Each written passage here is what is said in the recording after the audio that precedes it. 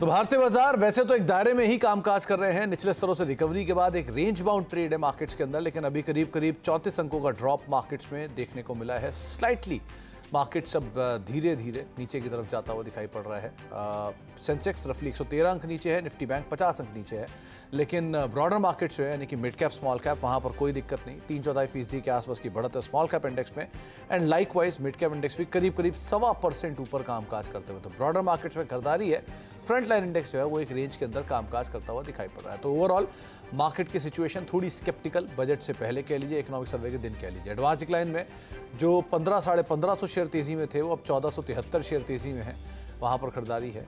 Bank 2 earning का impact आप कह लीजिए, रादर एक अर्निंग का तेजी में HDFC बैंक का, और मंदी में 2 अर्निंग का रिलायंस और विप्रो का, जो कि दोनों की तरफ से थोड़ा बहुत प्रेशर आ रहा है। कोटक महिंद्रा बैंक और ITC यहाँ से भी दबाव, और इन्फोसिस, M&M और NTPC कुछ हद तक मार्केट को सपोर्ट करते हुए दिखाई पड़ रहे हैं। तो ये मार्केट की तस्वीर है, लेकिन इस समय की सबसे बड़ी खबर वो है इकोनॉमिक सर्वे, तो उसी से ही शुरुआत करते हैं।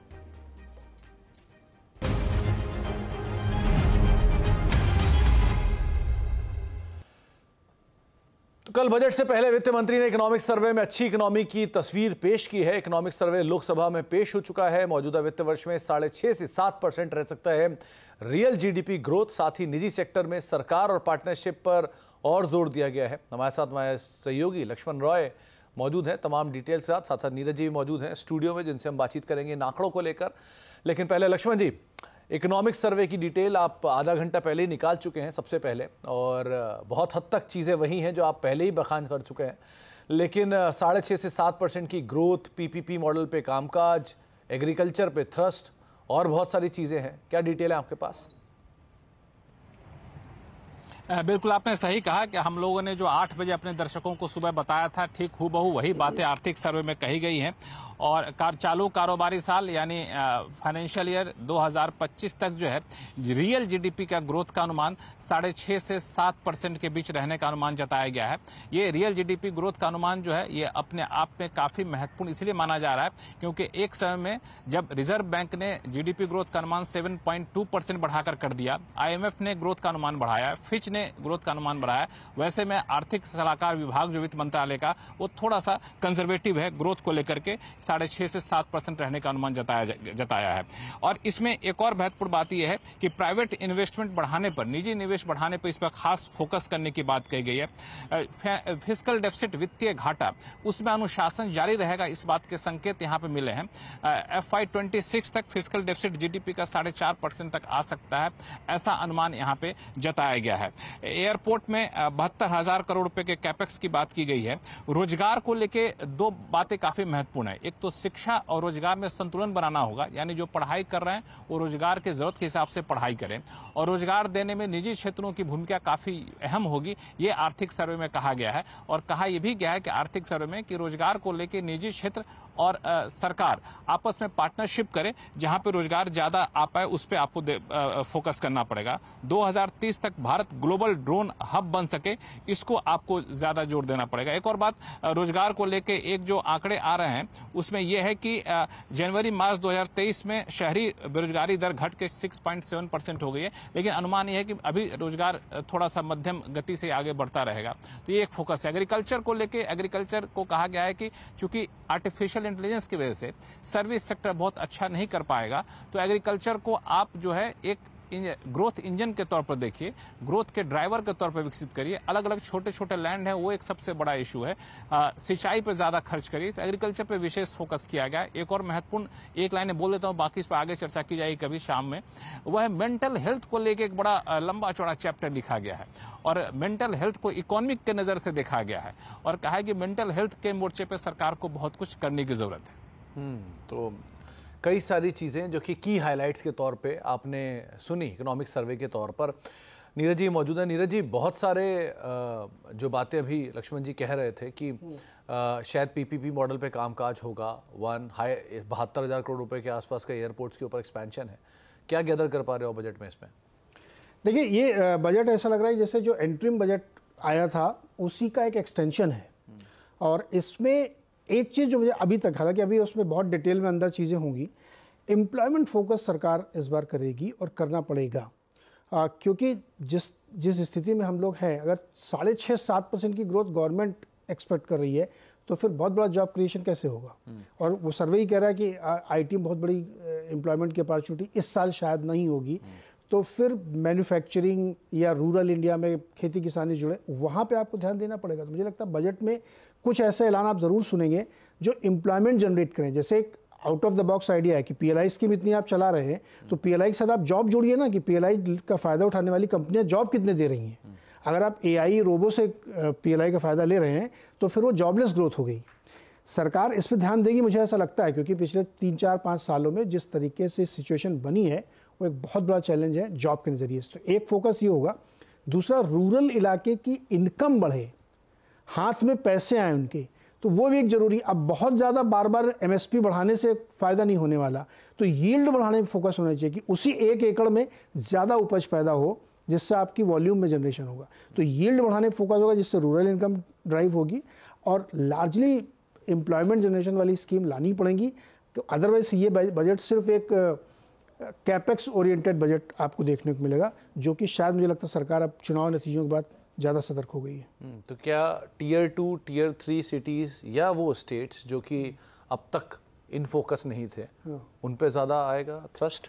बिल्कुल आएगा उसमें फोकस। और सरकार, देखिए, भारत सरकार का अब तक का 10 साल का जो फोकस है, जो इकोनॉमी को चलाने का तरीका है, वो ये है कि मैं बहुत सारी फैक्ट्रियां लगाऊं, बहुत सारे कैपेक्स करूं, उससे डिमांड बढ़ेगी, रोजगार बढ़ेंगे तो डिमांड बढ़ेगी।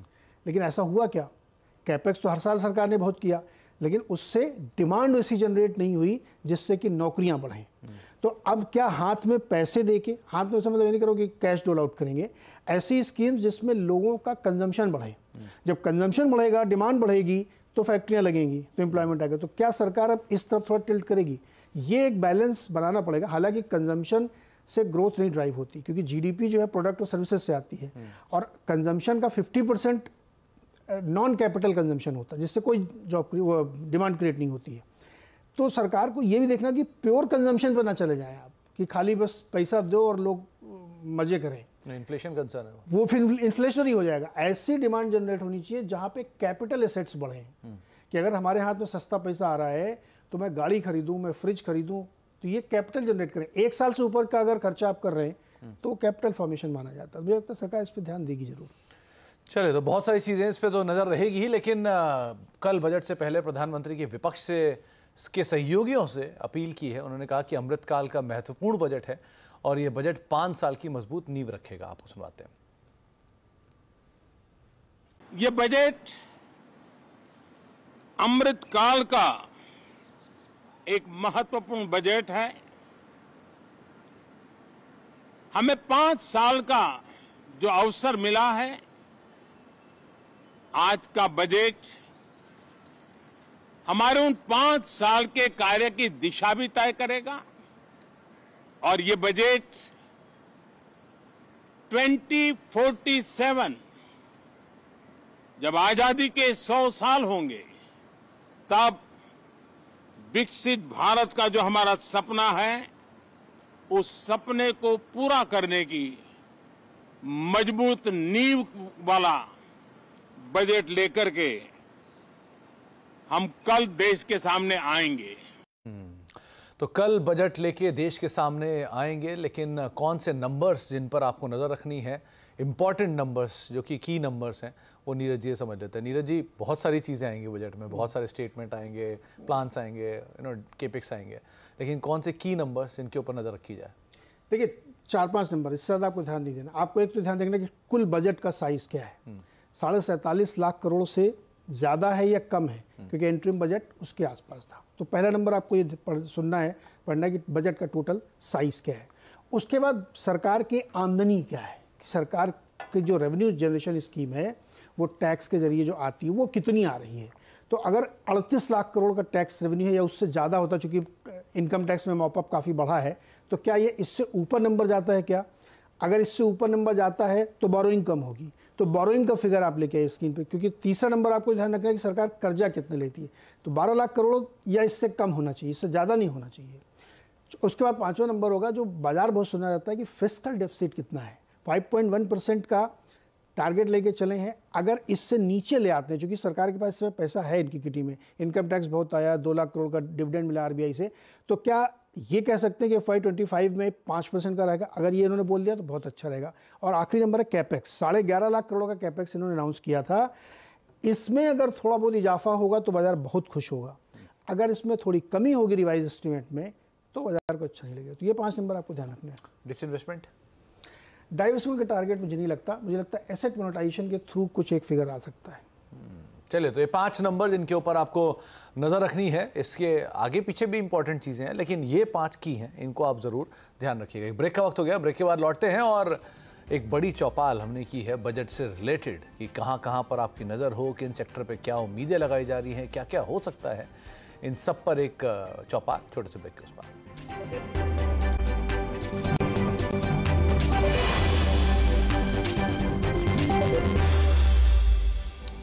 आप देख रहे हैं बजट बुलेटिन। बाजार तो दायरे के अंदर कामकाज कर रहा है, लेकिन इस बार का बजट विकसित भारत की नींव को मजबूत करने वाला साबित हो सकता है। अलग अलग सेक्टर्स को कुछ ना कुछ खास मिलने वाला है। Agri, infra, housing, rail, shipping, defence, इन सब पर एक बड़ा फोकस रह सकता है। साथ ही कई सेक्टर्स के लिए PLI का भी ऐलान संभव है। ये बजट क्यों है खास, इस बजट में और क्या हो सकता है अहम, इस पर देखिए हमारे रिपोर्टर्स की एक खास चौपाल।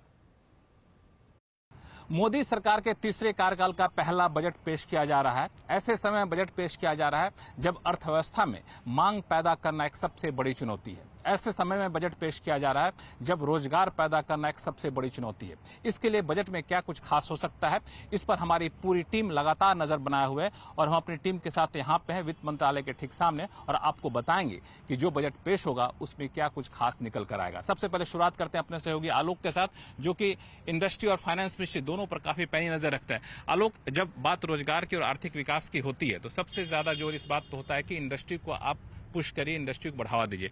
इस बजट में इंडस्ट्री को लेकर क्या कुछ निकल सकता है? देखिए, अगर इंडस्ट्री की बात करें तो इंडस्ट्री में ज्यादा से ज्यादा निवेश हो, उनके लिए रॉ मटेरियल सस्ता मिले, वहां पर एक ईज ऑफ डूइंग बिजनेस हो और साथ ही साथ उनको एक्सपोर्ट करने के लिए बेहतर सुविधाएं मिले, इस पर जोर रहेगा। अगर हम बात करें तो PLI स्कीम सरकार की बहुत ही एक खास स्कीम है। इसमें साइकिल, आपको टॉयज, केमिकल सेक्टर जैसे, लेदर सेक्टर जैसे में PLI स्कीम सरकार ला सकती है। इसके अलावा कई सारे मोर्चों पर जो इंपोर्ट ड्यूटी है काफी क्रूशियल होता है, रॉ मटेरियल्स के लिए काफी इंपॉर्टेंट होता है। तो बहुत सारे paper, metal, pharma, medical device जैसे इंडस्ट्री है, उनको रॉ मटेरियल की जरूरत होती है।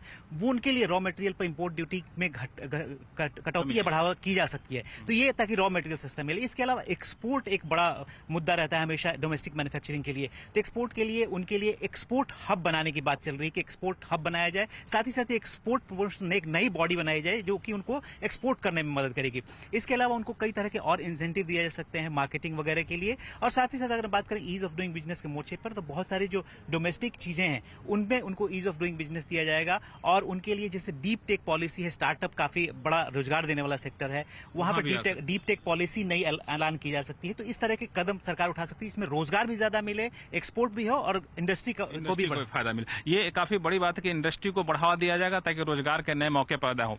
रोहन सिंह, जो कि इंफ्रास्ट्रक्चर पर काफी पैनी नजर रखते हैं, एविएशन सेक्टर पर नजर रखते हैं, इंफ्रास्ट्रक्चर पर बढ़ावा देने से कई सारे सेक्टर को खुद ब खुद बढ़ावा मिल जाता है। तो इंफ्रास्ट्रक्चर को लेकर के क्या कुछ संभावना जताई जा सकती है? जी, इस बार भी इंफ्रास्ट्रक्चर का जो पुश है वो बरकरार रहेगा। एक मॉडेस्ट इंक्रीज आप 10 से 15% का देख सकते हैं। रोड ट्रांसपोर्ट के लिए खासतौर पे 15,000 किलोमीटर के प्रोजेक्ट्स की घोषणा की जा सकती है। इसमें कुछ ग्रीनफील्ड प्रोजेक्ट भी होंगे। इसके अलावा जो बड़े शहर हैं, भीड़ भाड़ वाले शहर हैं, वहां ट्रैफिक से निजात के लिए, पॉल्यूशन इंजीनियर के लिए रिंग रोड की घोषणा की जा सकती है। एक सरकार का पुश रहा है ईवी सेक्टर पे, वो इस बार भी जारी रहेगा। सरकार स्कीम का एक्सटेंशन की तो बात कर ही सकती है, लेकिन साथ ही जो 5 साल का रोड मैप है एक तरह से ईवी के लिए, क्लीन एनर्जी के लिए, उसकी घोषणा भी यहाँ पे की जा सकती है। तो इंफ्रास्ट्रक्चर, उसमें भी ईवी, जो बार बार सरकार और प्रधानमंत्री भी जोर दे चुके हैं, ग्रीन इकोनॉमी पे काफी ज्यादा फोकस होगा। तो जो रोहन की बातों से संकेत मिल रहा है, ग्रीन इकोनॉमी एक महत्वपूर्ण पहलू हो सकता है इस पूरे बजट का। लेकिन सबसे ज्यादा जो नजर रहती है, खासतौर से तब से जब से रेल बजट को मिला दिया गया आम बजट से, वो नजर रहती है कि रेलवे सेक्टर के लिए क्या कुछ हो सकता है। तो दीपाली है, रेलवे सेक्टर को सालों से कवर कर। दीपाली, रेलवे के मुसाफिरों के लिए क्या कुछ खास मिलने वाला है, या फिर रेलवे कंपनियों के शेयर धारकों के लिए क्या कुछ खुशखबरी आ सकती है? जो बिल्कुल सरकार का फोकस रहेगा किस तरह से निजी निवेश बढ़ाया जाए रेलवे में, क्योंकि सरकार चाहती है कि बड़े पैमाने पर इंफ्रास्ट्रक्चर एक्सपेंशन हो। खासतौर पर अगर हम डेडिकेटेड फ्रेट कॉरिडोर की बात करें तो उसको पेशअप किया जाए। इसके अलावा जो कोचेस की संख्या है उसमें बढ़ोतरी देखने को मिले और साथ ही जो एक महत्वाकांक्षी प्रोजेक्ट है बुलेट ट्रेन, उसके नए कॉरिडोर्स का अनाउंसमेंट यहाँ पर किया जा सकता है। एलोकेशन जाहिर तौर पर 20% तक बढ़ता हुआ यहाँ पर दिखाई देगा, लेकिन जो सबसे बड़ा फोकस हमें जो सूत्रों से जानकारी मिल रही है वो ये रहेगा कि यात्रियों के लिए जो रेल का सफर है उसे किस तरह से सुरक्षित बनाया जाए, क्योंकि पिछले कुछ दिनों में हमने देखा है 2 से 3 बड़े दर्दनाक हादसे हुए हैं। ऐसे में जो रेलवे की तरफ से कवच इंस्टॉलेशन था उसकी लेट लतीफी पर यहाँ पर सवाल उठे हैं, तो कवच के लिए 5 से 6 हजार करोड़ रुपए अलग से एलोकेट यहाँ पर वित्त मंत्री करती हुई दिखाई दे सकती हैं। तो इसमें रेलवे के अलावा एक और चीज आपसे पूछूं, उसके बाद असीम के पास जाऊंगा, वो है हेल्थ सेक्टर। क्योंकि आर्थिक सर्वे में भी हेल्थ सेक्टर पे, खासतौर से मेंटल हेल्थ पे काफी जोर दिया गया है, तो हेल्थ सेक्टर को लेकर क्या कुछ उम्मीद करनी चाहिए? बिल्कुल आपने सही कहा, खासतौर पर अगर कोविड के बाद से देखें तो लगातार वित्त मंत्री की तरफ से जो एलोकेशन है स्वास्थ्य सेक्टर के लिए वो बढ़ता हुआ दिखाई दिया है, और यही कंटिन्यूटी हम इस बजट में भी देखेंगे। एलोकेशन तो बढ़ेगा ही, साथ जो बीजेपी ने अपने मैनिफेस्टो में इस बात को रखा था कि आयुष्मान भारत का दायरा बढ़ाया जाएगा और उसके तहत 70 साल से ऊपर के जो बुजुर्ग हैं उन्हें इसमें शामिल किया जाएगा। और इसके अलावा ये भी जानकारी मिल रही है कि जो सर्वाइकल कैंसर है उसकी वैक्सीन को सस्ता किया जाए, इन्फ्लुएंजा की वैक्सीन को सस्ता किया जाए, इस लिहाज से भी बड़े अनाउंसमेंट इस बजट में होते हुए दिखेंगे। लेकिन इन सब के बीच सबसे बड़ी चुनौती यह है कि ग्रामीण क्षेत्रों में मांग को कैसे बढ़ावा दिया जाए। ग्रामीण क्षेत्रों में मांग का सबसे बड़ा ड्राइवर होता है एग्रीकल्चर। इस बार एग्रीकल्चर पर नजर इसलिए रहेगी क्योंकि शिवराज सिंह चौहान, जो कि माने जाते हैं कि मुख्यमंत्री के तौर पर इन्होंने एग्रीकल्चर सेक्टर में काफी सुधार किए थे, तो शायद उनकी बात चले और बजट में उनकी झलक दिखे। तो असीम एग्रीकल्चर सेक्टर को कवर करते हैं। असीम, क्या लग रहा है, एग्रीकल्चर सेक्टर पर बजट में फोकस रहेगा? डेफिनेटली एक बड़ा फोकस आपको एग्रीकल्चर सेक्टर के ऊपर ही दिखाई देगा। किसान सम्मान निधि बढ़ाने की बात हो रही है, लेकिन इस बार आपको शायद वहां पर कोई बढ़ोतरी होती हुई दिखाई ना दे। दूसरी सबसे बड़ी बात, यहाँ पर एक डिजिटल एग्रीकल्चर मिशन की शुरुआत आप होती हुई देख सकते हैं, यानी कि सरकार रिफॉर्म्स करेगी, जो भी राज्य रिफॉर्म्स करेंगे उनके लिए एक बड़ा फंड का अनाउंसमेंट होगा और उनको उस रिफॉर्म्स के हिसाब से ये फंड रिलीज किया जाएगा। तीसरी सबसे बड़ी बात, जो कृषि क्रेडिट कार्ड है, अभी आपको 3 लाख का लोन मिलता है, उसके अंदर बढ़ा करके 5 लाख तक का लोन जो है वो किया जा सकता है। बिना कोलेटरल के आपको 1,60,000 तक का लोन मिलता है, उसको बढ़ा करके 2.5 लाख तक का किया जा सकता है। सबसे बड़ा फोकस सरकार का क्रॉप डाइवर्सिफिकेशन के ऊपर रहने वाला एक बड़ा फंड है अनाउंसमेंट। हम क्रॉप डाइवर्सिफिकेशन पीएम आशा के तहत आकर के देख सकते हैं। जो भी किसान ज्यादा क्रॉप डाइवर्ट करेंगे, अलग अलग क्रॉप्स उगाएंगे, उनको एक बड़ा राशि यहाँ पर हम घोषणा होती है। मुझे लगता है कि कुल मिला के लगता है कृषि क्षेत्र को लेकर के किसानों की आमदनी बढ़ाई जाए, इस पर फोकस होगा। लेकिन इस पूरी चर्चा में अगर एक बात ना हो तो छूट जाएगा, वो है कि नौकरी पेशा लोगों को क्या मिलेगा। इनकम टैक्स पे भी नजर रखिएगा, क्योंकि वहां पे ये माना जा रहा है कि शायद वित्त मंत्री income tax, new tax regime में एक नया स्लैब जोड़ करके कुछ नौकरी पेशा लोगों को राहत दे, या फिर स्टैंडर्ड डिडक्शन की सीमा 50,000 से आगे बढ़ा दे। कुछ लोग कैपिटल गेन्स टैक्स में बदलाव की चर्चा कर रहे हैं, लेकिन अभी तो कोई कंफर्म नहीं है। लेकिन ये सारे मुद्दे हैं जिस पर आपको नजर रखनी चाहिए। बस कुछ ही देर का समय है, उसके बाद बजट पेश होगा, तो फिर देखिए क्या क्या होता है। लक्ष्मण राय अपनी टीम के साथ, दिल्ली। 24 घंटे से भी कम समय बचा है और लक्ष्मण जी की पूरी टीम तैनात फिनेंस मिनिस्ट्री में आपको दिखेगी। कल सुबह 7 बजे से अलग अलग चीज़ें आप बजट से रिलेटेड देखते रहेंगे। 21 घंटे 35 मिनट और 9 सेकंड बाद ये तमाम डिटेल आपके सामने आती रहेंगी।